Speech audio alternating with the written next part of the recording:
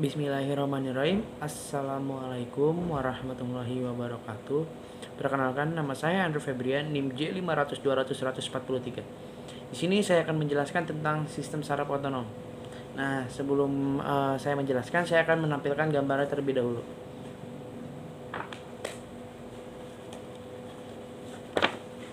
Mohon dilihat. Nah, seperti ini gambarnya sistem saraf otonom. Dan untuk ini seperti ini. Nah, sistem saraf otonom atau ANS sebelumnya sistem saraf vegetatif adalah divisi dari sistem saraf tepi yang memasuk otot polos dan kelenjar. Dengan demikian memengaruhi fungsi organ dalam. Itu sistem saraf otonom adalah sistem kontrol yang bertindak sebagian besar tanpa disadari mengatur fungsi tubuh seperti detak jantung, ada pencernaan, lalu pernapasan, respon pupil, buang air kecil, dan gairah seksual. Sistem ini adalah mekanisme utama yang mengontrol respon melawan atau lari. Nah, jadi sistem otonom itu sistem kontrol yang bertindak sebagian besar tanpa disadari dan mengatur fungsi tubuh. Jadi kita tuh tanpa disadari, seperti kita detak jantung, kita tidak menyadari kalau misalnya kita dan juga tidak bisa memberhentikan tiba-tiba sendiri. Nah, seperti misalkan kayak mau mukul, nah kita mau seperti ini, nah tidak bisa karena sistem saraf otonom itu adalah sistem yang tanpa kita sadari.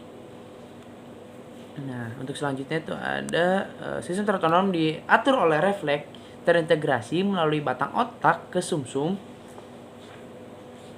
Nah, melalui batang otak ke sumsum seperti ini.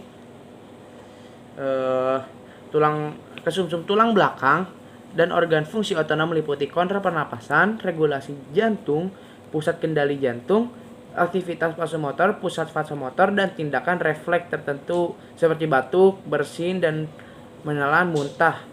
Nah, jadi fungsi otonom juga selain yang tadi itu ada meliputi kontrol pernapasan, regulasi jantung, aktivitas vasomotornya itu tindakan refleks seperti kita batuk, bersin, menelan, muntah, dan juga misalnya kita dicubit mungkin, nah itu juga termasuk pusat vasomotornya. Nah, selain itu juga menjadi area lain dan juga terkait dengan subsistem otonom dan sistem saraf tepi, hipotalamus tepat di atas batang otak bertindak sebagai integrator untuk fungsi otonom, menerima masukan pengaturan otonom dari sistem limbik. Sistem saraf otonom memiliki 3 cabang, yaitu sistem saraf simpatis, terus sistem saraf parasimpitis, dan sistem saraf enterik. Yang dimana beberapa buku teks tidak memasukkan sistem saraf enterik sebagai bagian dari sistem ini. Nah, sistem saraf simpitis sering dianggap sebagai sistem lawan atau lari, sedangkan sistem saraf parasimpitis sering dianggap sebagai sistem istirahat dan cerna atau makan dan berkembang biak. Dalam banyak kasus, kedua sistem ini memiliki tindakan berlawanan, di mana satu sistem mengaktifkan respon fisiologis dan sistem lainnya menghambatnya penyederhanaan yang lebih lama dari sistem saraf simpatis dan parasimpatis sebagai rangsang dan penghambat. Dibatalkan karena banyak pengecualian yang ditemukan karakteristik yang lebih modern adalah bahwa sistem saraf simpatis adalah sistem mobilisasi respon cepat dan parasimpatis adalah sistem peredam yang diaktifkan lebih lambat. Tetapi bahkan ini memiliki pengecualian seperti dalam gairah seksual, contohnya itu ya, dan orgasme, di mana keduanya berperan. Nah, ada sinapsis penghambat dan rangsang antara neuron dan subsistem ketiga dari neuron yang telah dinamai noradrenergik, dan ada pemancar non-kolinergenik karena mereka menggunakan oksidanhidrat sebagai neurotransmitter telah dijelaskan dan ditemukan menjadi bagian integral dalam fungsi otonom, khususnya di usus dan paru-paru. Nah, meskipun ANS juga dikenal sebagai saraf visceral, sistem saraf otonom hanya terhubung dengan motor samping. Sebagian besar fungsi otonom tidak disengaja tetapi seringkali dapat bekerja sama dengan sistem saraf somatik yang memberikan kontrol sukarela. Nah, untuk strukturnya juga itu ada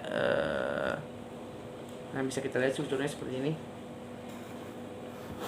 Nah, sistem saraf otonom dibagi menjadi sistem saraf simpatis, sistem saraf parasimpatis yang tadi saya sebutkan. Divisi simpatis muncul dari susun tulang belakang di daerah toraks dan lumbar, berakhir di sekitar lumbar 2 sampai lumbar 3. Divisi parasimpatis memiliki aliran keluar kraniosakral yang berarti bawah neuron, dimulai pada saraf kranial, khususnya saraf okulomotor, saraf wajah, saraf glossopharyngeal, dan saraf vagus, dan sumsum tulang belakang sakral dari sakral 2 sampai sakral 4. Yang dimana sistem saraf otonom unik karena membutuhkan jalur referen 2 neuron yang berurutan. Neuron preganglionik itu pertama-tama harus bersinaps ke neuron postganglionik sebelum menginervasi organ target. Neuron preganglionik atau yang pertama akan dimulai pada aliran keluar dan akan bersinaps di badan sel neuron postganglionik, atau kedua neuron postganglionik kemudian akan bersinap di organ target. Sekian yang saya dapat jelaskan. Mohon maaf jika ada salah kata. Sekian dari saya. Assalamualaikum warahmatullahi wabarakatuh.